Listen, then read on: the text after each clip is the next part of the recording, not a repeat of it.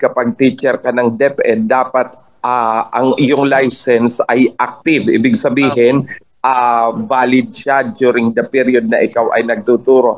Ang validity naman, Bombokier, ng license ay 3 years. At ito, pareho pa rin nung dati. Naglalapse siya sa ikatatlong taon ng iyong birthday.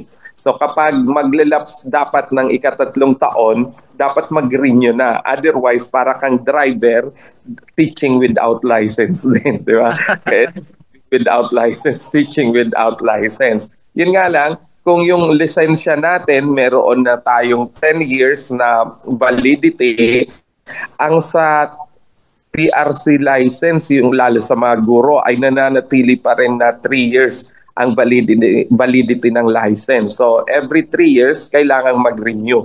At bago maka-renew, Bombokier, kailangang mag-undergo ng CPD, yung tinatawag na Continuing Professional Development, na dapat mag-submit ang isang licensed teacher ng mga proof na siya ay nag-attend ng seminar, nag-continue ng pagpurso ng kanyang education and other lifelong learning activities na tinatawag, Bombokier, na magpapatunay na bilang licensed teacher, hindi lang siya tumigil sa pagiging lisensyado, kundi nagpatuloy siya sa kanyang pagpapa-improve ng kanyang sarili sa pamamagitan ng pag-a-attend ng Continuing Professional Development Program. Oh. So kapag hindi nakapag-undergo niyan, attorney, hindi mare-renew yung license? Parang nakakautang din sa PRC. ibig sabihin, pag di mo pa nakumpleto, kasi parang 45 years ata, ngayon yung yung pag 45 years yung tawag nito, 45 years na 45 hours yung requirement. Halimbawa, di mo pa yun na-comply, parang the next compliance, pwede mo ka pang makiusap sa PRC. But I do not know ngayon sa PRC kung ganoon pa rin. Kasi during our time, parang may time ka pa na parang mag-comply doon sa natitirang oras na kinakailangan. Pag hindi naka-renew, attorney, ng license, matatanggal na sa DepEd, ganoon ba? Wala pa namang ganoon na policy. Pero dapat kasi nire-renew natin ang license. Opo. May narinig kasi pag magpapa-promote, Bombokier, kinakailangan yung license ay updated. Tapos kung magpa-promote, halimbawa kung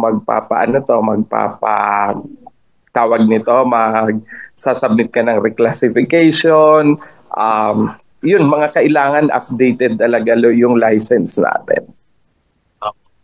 May narinig kasi ako, attorney, ng balita. Sabi, 5 years na yung parang pag-itan pa rin yung license natin. Ayun ang ating mga titingnan sa mga susunod. Kasi as of now, nandun tayo sa cut-off na 3 years. 3 years, okay. So ano yung mga kailangan, attorney? Pag halimbawa, paparenew siya ng license. Online app na kasi ngayon, Bombokier, ang PRC. So, doon sa sa online app nila, kailangan mong magpa-schedule ng appointment upang magkaroon ka ng slot na pumunta sa kanila. Hindi na uso yung walk-in. Dapat parang systematic na meron ng nakaprogram kung sino ang mga pupunta doon sa lugar ng PRC. Kasi katulad sa atin, meron sa Naga, meron sa Legazpi. So, yun po ang mga dapat na tingnan natin kung saan tayo fit na lugar na pwedeng magpunta. Kasi nakaka-schedule na rin online, Bombokier. Oo.